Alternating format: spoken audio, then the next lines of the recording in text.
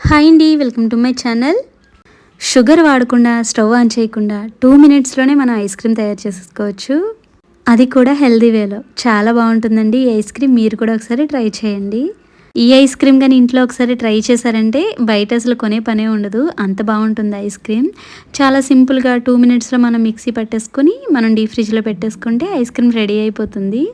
ఇలా ice cream ఇంట్లో చేసి పెట్టండి, ఇంట్లో అందరూ కూడా ఫిదా అవుతారు, అంత బాగుంటుంది ఐస్ క్రీమ్.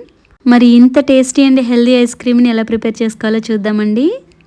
ఈ ఐస్ క్రీమ్ కోసం మనం ముందుగా జీడిపప్పు అయితే నానబెట్టుకుని ఉంచుకోవాలి.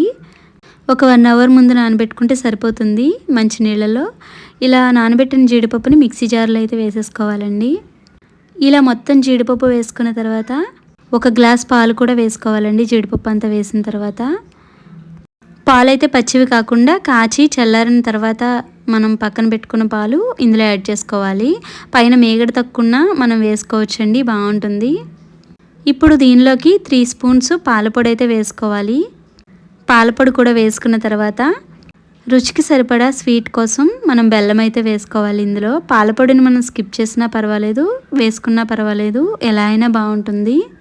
దీనిని బాగా బ్లెండ్ చేసిన తర్వాత ఏదైనా షేప్ని బట్టి ఏదైనా ఒక బౌల్ తీసుకుని ఆ బౌల్లోకి మనం మిక్సీ పట్టుకుని మిశ్రమాన్ని అంతా కూడా వేసేసుకుని ఓవర్ నైట్ అంతా డీప్ ఫ్రిడ్జ్లో ఉంచేసుకోవాలి. మార్నింగ్ కల్లా మనకి ఐస్ క్రీమ్ రెడీ అయిపోతుంది. మనం ఏ షేప్ అయితే ఆ షేప్ తయారు చేసుకోవచ్చండి.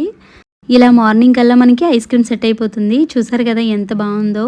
పిల్లలు అయితే చాలా ఇష్టంగా తింటారు, ఇంట్లో అందరికీ నచ్చుతుంది ఖచ్చితంగా, పిల్లల నుంచి పెద్దవాళ్ళ వరకు.